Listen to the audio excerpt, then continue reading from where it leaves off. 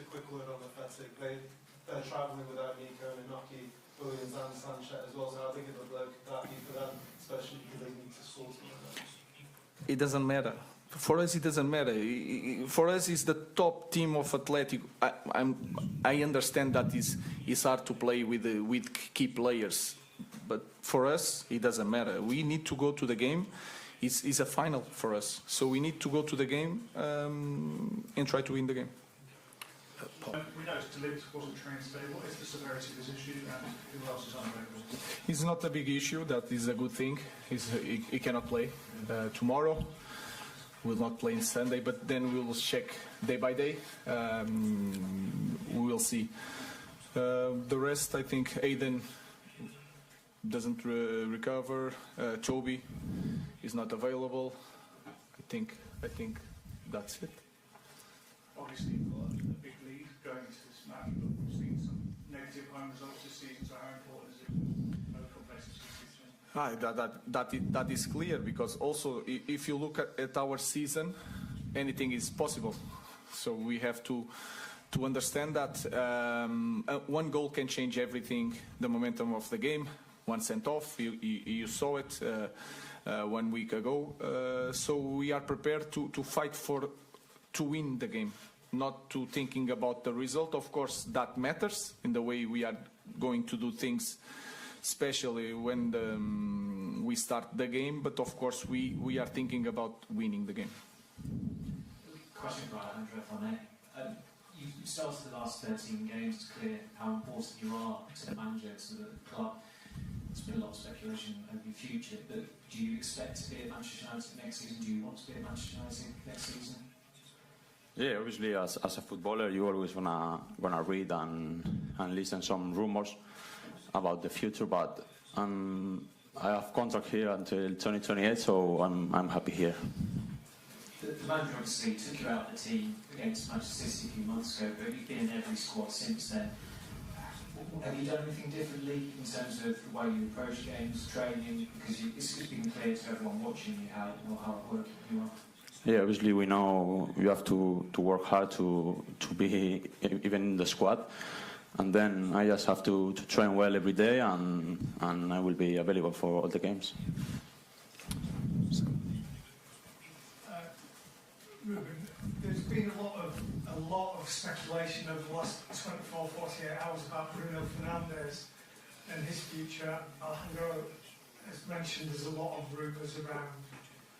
What is your view of Bruno Fernandes and his importance to this team and this squad, not just for the next 2 weeks, 3 weeks, but going forward? I think it's easy to understand that, not just because of the numbers, but the way he plays, the importance that he has during his 5 years, I think, here.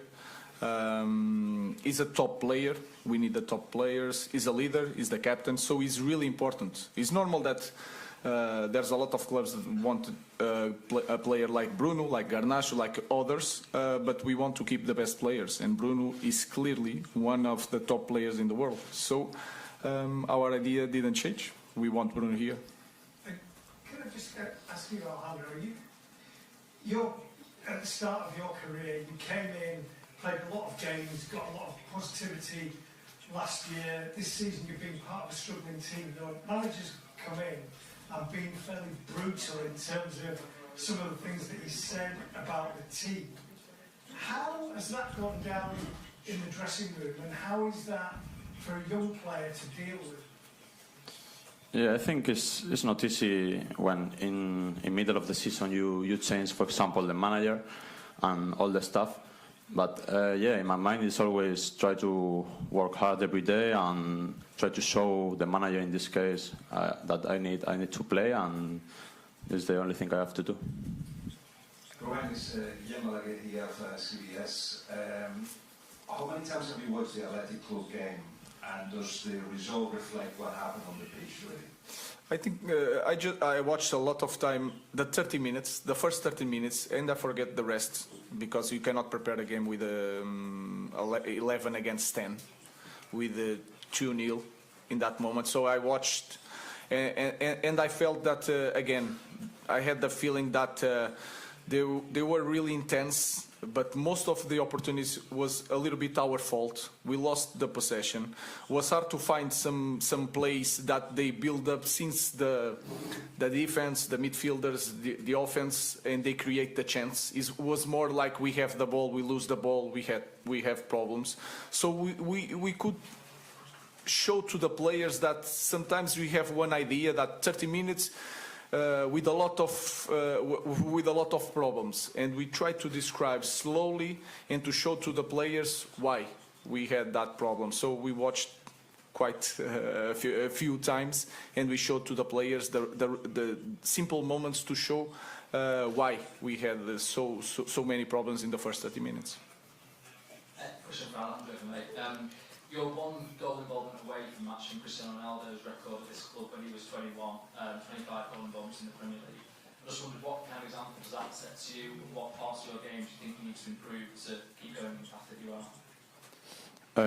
But I'm not focused on the numbers. I think when Cristiano played here, it's a different football, a different type of games. I just try to help the team and try to win games.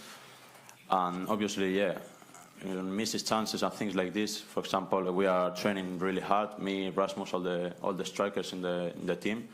So I think we are improving and we will try to do better. Do you have this kind of conversation with Rasmus about when to pass the ball, when to be pass the ball yourself? I speak.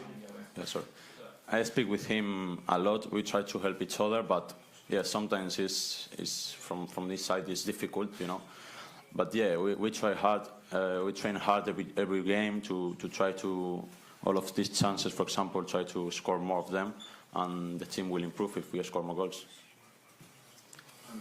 Is the Lyon game a reminder that you can't take anything for granted? You were 2-0 up, then 4-2 came back, and does that show almost tomorrow night the biggest danger is not Athletic but yourselves, the chance to progress? It's everything together. Again, if you look at our team, we cannot control, we cannot say today what is going to happen. There are some teams in any league that can understand the game is going to be like this, can change a little bit, but the story is going to be like this, and we can control the narrative of the game. We cannot do that. So we have to face the game as one more game. We need to. I feel that we need to score to go to the next round. So that is clearly the way we are going to face the game again. And then we use some image, Brentford. We are near the draw, but we suffer a goal and suffer another goal. Quite fast. That can happen. That happened 4 times here in Manchester United. So we know that is going. We will have to suffer a little bit to go to the final, and we are ready to suffer. And we need to be better in the small details in this game. It's hard to say, and sometimes it's not what kind of team we will be tomorrow. Sometimes even during the game we are one team, something happen, and we lose our mind a little bit. So, but we are improving the way we play. We are more confident, and we are ready to face this challenge. Ruben, I appreciate it's always about the collective and the team, but I know you played in a European final, the Europa League, almost 11 years ago. But as a manager, this could be the first time you manage a European final if you can get United there. So on a personal level, how much would it mean to you as a managerial achievement to get there despite all this going on in the season? I think the meaning is you have to win it. As a manager, it's not like the same as a player. You want to play, you want to enjoy. When you are a manager, you have to win it, because if you lose in the final, it will hurt even more, especially in this kind of season. So we have to win it, but for that we need to focus on the semi-final. So I think it's different from coach to a player, but we need to focus first in our semi-final, and then we'll think about the final. Hi Ruben. Arsene Wenger was talking about the Europa League the other day. He said that UEFA should review the procedure for the finalists. The finalists should go back into the Europa League, not the Champions League. Is that something you disagree with? Because you obviously, that's quite a long way to go. No, I don't have nothing to. I just know the rules. If people want to change the rules, by all means. But these are the rules, and the rules are: if we win Europa League, we go to Champions League. So we follow just the rules. I don't think a lot about that. I know that Champions League should be for the teams that are champion or the best teams on the league, but they find that this way of promoting this kind of competition. So we just follow the rules and try to manage this end of the season with that. So we cannot go for by the Premier League. We follow the rules and go and try to go for the Europa League. We'll take some from visiting media. Yes, Jonas Gerdes, RTL Germany. Ruben, a few weeks ago, in a moment of big frustration, you labeled the team as maybe the worst one in club's history of Manchester United. From today's point of view, now being close to reaching the final, what do you think about this quote? Thank you. I think you have to see the quotes in the moment, so things can change. And for me, in that moment, and if you look to Premier League, I think we are the worst. Since I arrived, we are the worst team in terms of the results in Premier League. That is my idea. In the end of this season, we can be the worst team in Premier League in history with a European title. So we will not change nothing. We know that this season was really disappointed for everybody. Nothing is going to change. So in that moment, sometimes I have to think a little bit more, but I felt that, and I still feel that this season was the worst in the, I don't know in history, but for sure in the last, 50 years, I don't know, I have no idea. Thank you. Just one question to the player, because if a manager is talking like this, what's going on in your mind hearing this kind of quotes, and what's going on in the locker room? In terms of what, sorry? In terms of these drastic quotes, like being the worst team.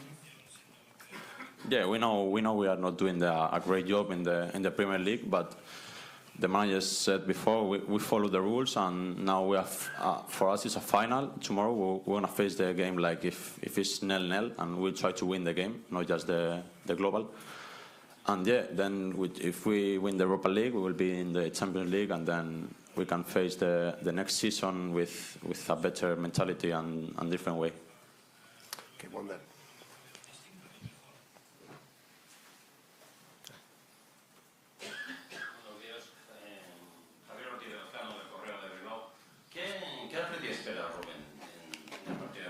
What do you expect from tomorrow night's game, Ruben? And with the Williams brothers missing. The idea of the team don't change. Of course, if you look at the game, Berenguer could play on the left. He's a different player from Nico. He's playing more inside, make a different movement. Jallo, I know quite well. Jallo could get in the team. He's quite similar in the way he moves with Iñaki. So, of course, Iñaki is a better player in this moment. He has experience. Sunset is a player that they don't have with that characteristics. He could play Gomez. Gomez is a left foot, could change the side.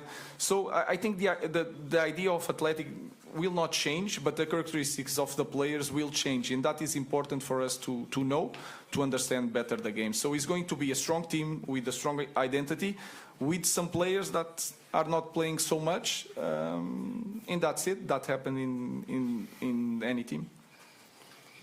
Okay, in the middle.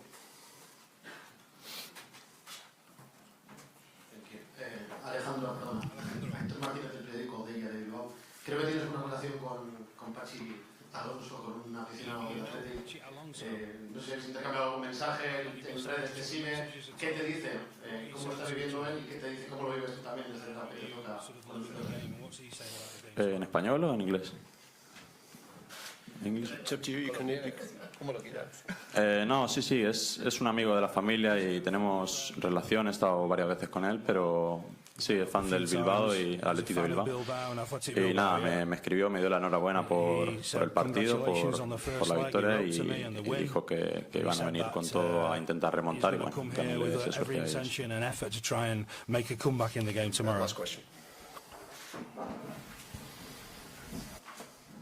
Alejandro, obviously United have a very big history of flying wingers going back many years.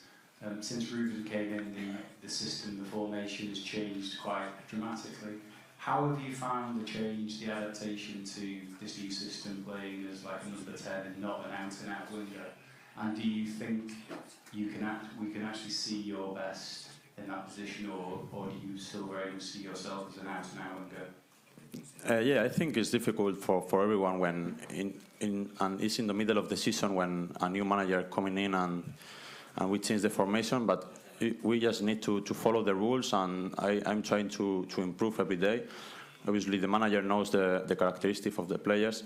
If you see the games, too many times I play, for example, wide on the wing, and the wing back is coming inside. So we will try to do, depends of the players we have, and yeah, I think we are improving as a team also. Has it been hard, like mentally, tactically, as well as the game, to make that adaptation for you personally in the season? Have you found it a challenge? Yeah, I think it's a little bit hard, but it's just the mentality, you know. I think the first two months, when I think November, December was very difficult for me. But yeah, my mentality is to keep working, to keep trying, and show to the manager and all the stuff that I have to play, and that's it. We'll leave it there. Thank you. Thank you. Manchester United head coach Ruben Amorim has said that Athletic Bilbao will be a strong team with a strong identity, despite the fact that the Basque outfit will be missing some hugely important players on Thursday. The Red Devils are in a commanding position in their Europa League semi-final tie, having recorded a 3-0 victory at San Mamés last week. The second leg of the last four contest will take place on Thursday at Old Trafford, and Athletic have travelled to Manchester without their three leading goalscorers this season. Indeed, Oyhan Sansit, Inaki Williams and Nico Williams are all unavailable for selection, with the La Liga club missing three players who have found the back of the net on 39 occasions between them this term. Danny Vivian is suspended, meanwhile, following his red card in the first leg, so it will be a significantly weaker 11 to the one that took to the field for the first leg of the semi-final at San Mamés. However, Amorim refused to say that it would be a more straightforward task for his team on Thursday, with the Portuguese insisting that full concentration is required in order to complete the job. It doesn't matter. For us, it doesn't matter. We need to go to the game. It is a final for us and we need to go to it to win the game, Amorim told reporters on Wednesday when asked about the Athletic absentees. The idea of Athletic will not change, but the characteristics of the players will change, and that is important for us to know. It is going to be a strong team with a strong identity. Man United have struggled in the Premier League this season, picking up just 39 points from their 35 matches, which has left them down in 15th spot in the table. There has been criticism of the fact that a team that has found it so difficult domestically could secure Champions League football for next season, with the winner of the Europa League qualifying for the leading competition. In response to a question on that criticism, Amorim said, "I just know the rules. If people want to change the rules, by all means. But these are the rules, and the rules are that you win the Europa League, you go to the Champions League, so we will follow the rules. I don't think a lot about it. I know that the Champions League is for the champions or the best team in the leagues. We are just following the rules."